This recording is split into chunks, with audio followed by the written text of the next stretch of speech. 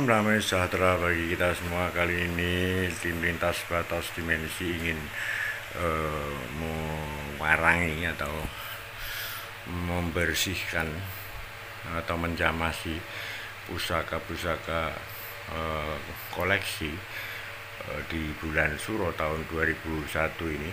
Dan nanti ada satu teman yang akan datang ke sini untuk menitipkan satu bilah keris untuk dijamasi juga, dan sekaligus juga akan saya ajari bagaimana cara menjamasi pusaka yang benar.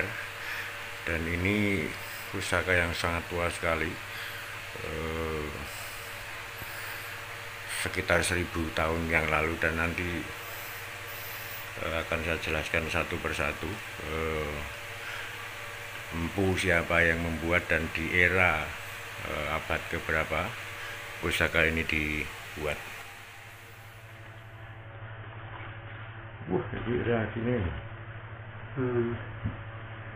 Ini namanya larutan warangan dibubuk halus, disaring, terus kira-kira ini sak enak ya. Warangan 1 kon kurang lebihnya, terus dicampur air peresan jeruk nipis, dicampur, nanti difermentasi minimal 2 hari 2 malam baru bisa dipakai. Ini nanti mungkin bisa maksimal apa enggak, nanti kita lihat. Ini baru 2 hari.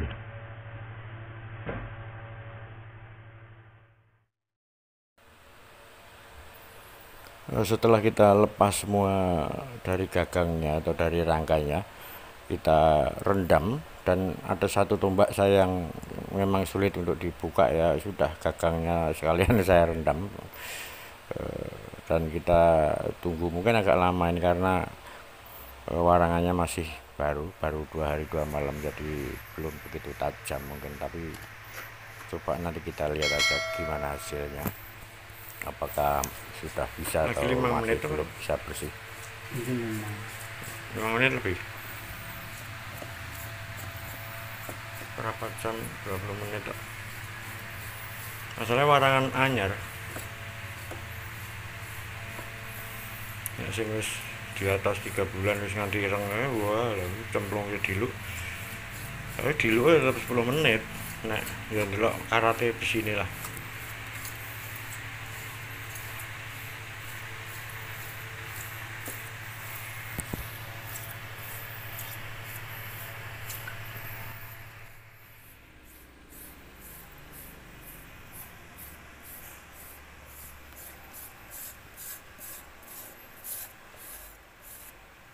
Ini cara nyikatnya juga harus searah, jadi kalau ke atas ya ke atas terus, kalau ke bawah terus.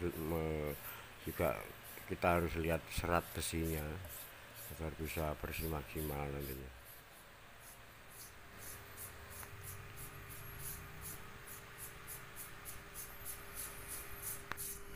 Nek wong biyen ngresiki keris ini kan kudu prihatin, kudu poso sih, terus posisi nyekel pusaka ini kan kudu topo bisu, gede ora omong nek wong biyen.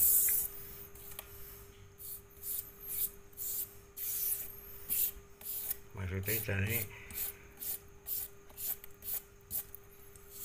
nek disambi omong wae iki apa kan resik, jadi omongan ya kena ora ya kena, omongan yang bisa resik ora apa-apa.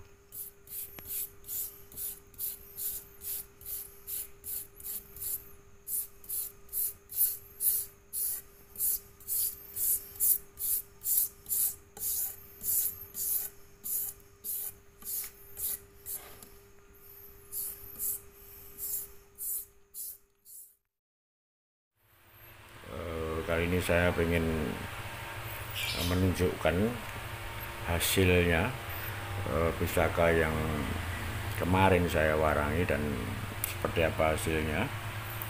Dan kemarin ada 4, tapi yang 1 titipan teman dan sudah diambil. Sebenarnya biasanya dulu sering saya masih aktif dulu banyak teman-teman yang nitip mungkin ada puluhan, dan saya juga dulu punya koleksi banyak, cuma karena saya tinggal pergi-pergi ke luar kota dan tidak terawat, akhirnya hanya saya sisakan beberapa saja yang benar-benar sudah tua, termasuk 3 ini, dan sebenarnya masih ada lagi, cuma ini 3 yang paling tua ini yang buatan Empu Sombro. Ini nanti akan saya buka, saya perlihatkan. Dan Empu Sombro ini zaman Pajajaran, dan ini tombak zaman Kerajaan Jenggala, dan ini keris zaman Majapahit. Akan saya ulas satu persatu, dan bagaimana hasilnya setelah diwarangi dengan fermentasi antara bubuk warangan dengan air perasan jeruk nipis. Ini buatan Empu Sombro.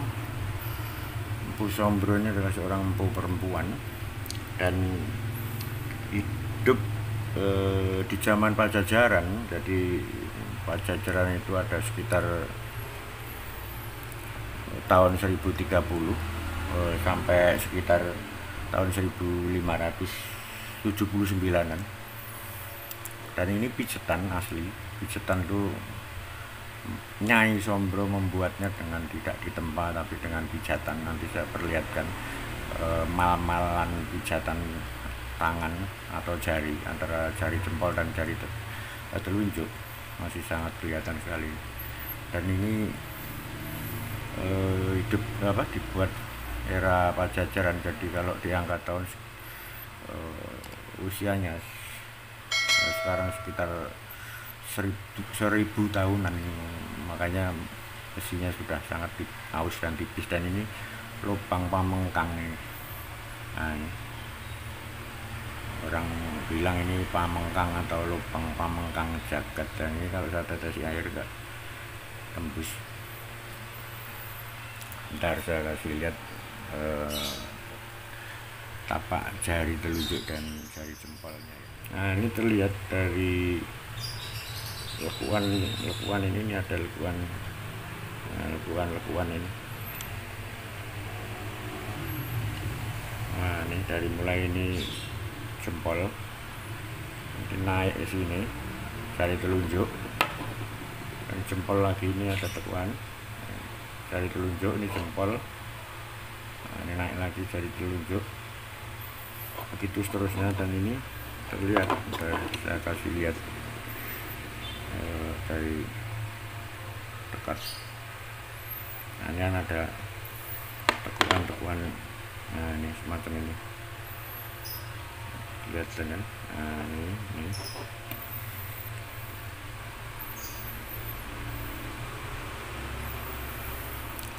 Saya sengaja ngoleksi ya, ini kan kelihatan kalau dari dekat. Ini mal-malan antara jari telunjuk dengan jari jempol. Saya sengaja ngoleksi yang umurnya di atas 600 tahun, karena bagi saya ini adalah suatu karya seni yang dahsyat, yang maha tinggi, yang dilakukan oleh para leluhur-leluhur kita. Jadi bukan untuk suatu kemusyrikan, tetapi lebih ke menghargai karya seni dari empu-empu zaman dulu. Dan nenek moyang kita termasuk yang paling maju untuk mengenal teknik besi, karena di negara lain 1000 tahun yang lalu belum tentu mengenal alat-alat yang dibuat dari logam atau besi. Dan di Indonesia sudah mengenal dan bahkan sudah bisa membuatnya gitu. Ini ada lapisan-lapisan besinya, dan di setiap lipatan atau lapisan besi itu bisa menunjukkan pusaka ini kapan dibuat oleh empu siapa, dan perkiraan angka tahunnya berapa itu bisa dilihat dari situ. Dan yang kedua, sebentar, yang kedua ini tombak Ini saya pakai apa kayunya, rangkanya dari Cendana Wangi. Akan kita buka seperti apa pamornya dan sebagainya.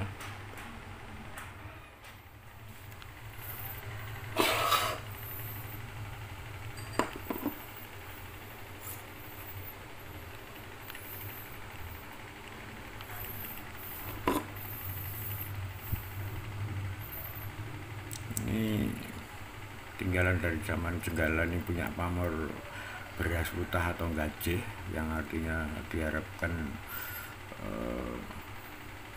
berkelimpahan dalam hal pangan. Namun juga jangan disalahartikan, kita bukan untuk memuja sebuah pusaka, bukan. Kita menghargai karya seni para empu-empu terdahulu, dan ini pamor yang masih sangat kelihatan.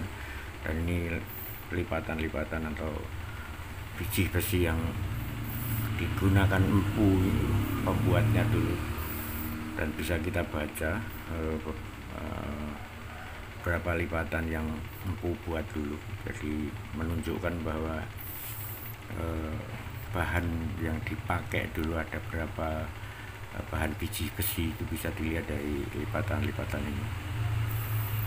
Dan di jumlah berapa lipatan itu juga bisa menunjukkan di era atau di abad kapan pusaka ini dibuat, karena di masing-masing abad itu mempunyai ciri khas sendiri-sendiri.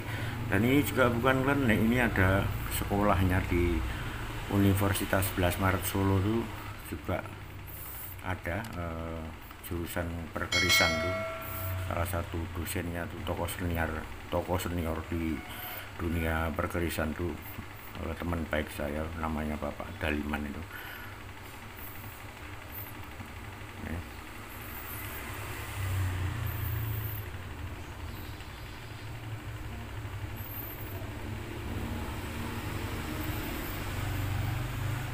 Ini dibuat zaman Jenggala. Jenggala itu juga sekitar 1000 tahun yang lalu. Orang Jenggala itu berdiri diperkirakan sekitar tahun 1040-an. Ini agak unik tombak ini. Agak uniknya karena apa? Kalau ditaruh di lantai itu dia nggak bisa senyawa atau nggak mau. Saya pernah berapa kali kelupaan waktu duduk bersila di tanah, lalu saya letakkan di depan saya di tanah itu. Hanya hitungan beberapa detik itu seperti ada batu besar yang menimpa di punggung saya, dan ini nggak tahu bisa seperti itu. Dan melalui izin Tuhan, izin Allah, ini juga pernah saya pergunakan beberapa kali untuk ada pelebaran jalan yang batunya katanya angker, dipindah nggak bisa, dipecah nggak bisa. Dulu pernah saya datang membawa ini sarananya, sebenarnya juga semuanya karena izin Allah atau izin Tuhan. Saya silangkan napak jalan itu, saya mintakan izin pada Tuhan, akhirnya batu itu bisa dipecah dan nggak ada masalah apa-apa. Pohon juga pernah yang ditebang nggak mempan, juga pernah saya pergunakan ini dan bisa ditebang. Pernah suatu ketika saya pergi ke Kalimantan naik pesawat ini juga, dan nggak cuma sekali, beberapa kali. Dulu lolos sensor deteksi logam, mungkin ada 6-7 kali. Dulu saya masih sering pergi ke Kalimantan, kemana-mana, ke Jakarta, lolos sensor logam ini. Padahal besarnya seperti ini. Padahal ini juga dari besi murni, ini dari besi, bukan dari karet atau apa. Dan ini unsur racunnya tinggi sekali, sehingga harus hati-hati kalau nyuci kemarin, karena ini kandungan racunnya sangat tinggi, sehingga kalau mengenai kulit kita kalau sampai luka sembuhnya lama sekali, bahkan sulit untuk sembuh lukanya.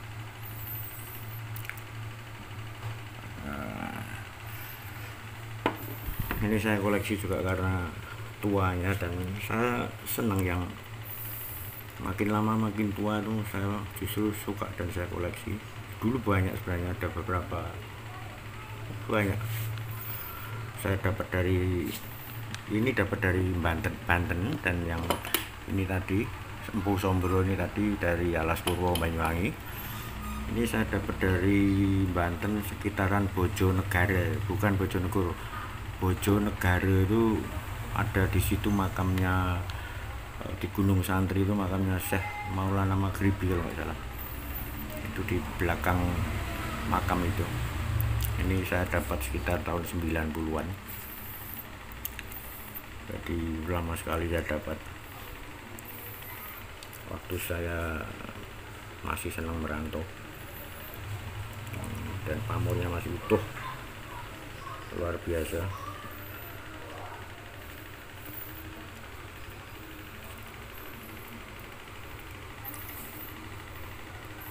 Kita lanjut yang ketiga. Bentar.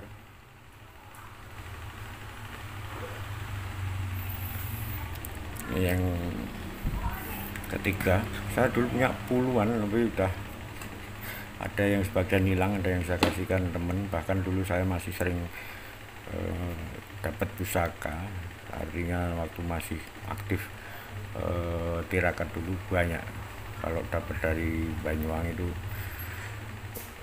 biasanya saya kasihkan teman yang cocok dan mau merawat. Siapapun boleh. Ada besi kuning sih. Besi kuning belum pernah, pul buntut pernah, kitab Istanbul pernah, macam-macam. Keris dari yang kecil maupun yang panjang, termasuk cacing kanil itu juga saya punya banyak dulu. Tapi saya nggak punya ilmunya untuk pengambilan pusaka. Saya hanya bisa berkomunikasi dengan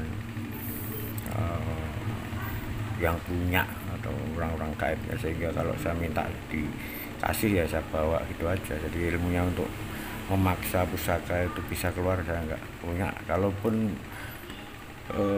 dilakukan seperti itu juga barangkali juga mungkin banyak nggak cocoknya, karena pusaka itu keluar dengan cara dipaksa.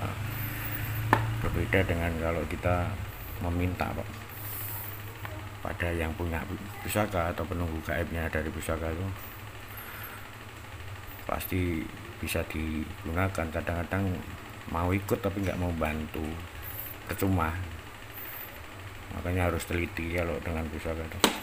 Gelem melu ora gelem wangi, buat apa melihara besi tua kayak gini kan gitu.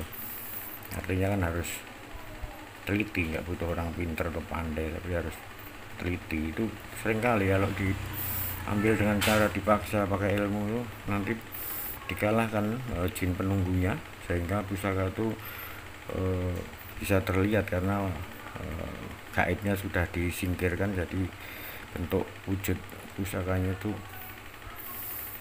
langsung bisa terlihat, padahal belum tentu nanti bisa digunakan sebagaimana mestinya.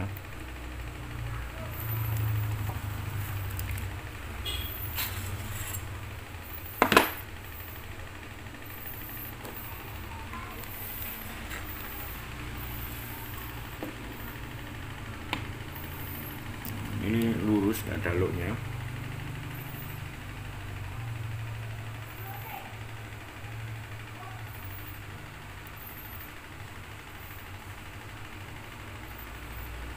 Ini pulang geni abad zaman Mojopahit juga ini, tapi saya dapat dari Alas Purwo Banyuwangi.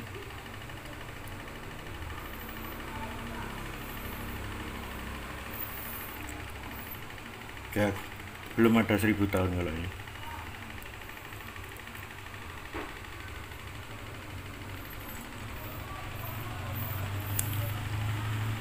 Gampang seneng atau disenengi wong wedok ini ceritane, tapi yang nggak tahu. Dan saya nggak punya sekarang keris yang melungker atau kelok-kelok itu ada, tapi nggak saya rawat untuk di belakang. Ini lurus nih.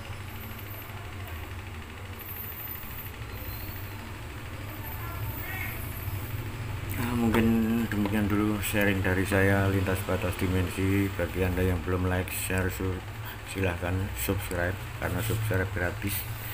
Sekian dan terima kasih.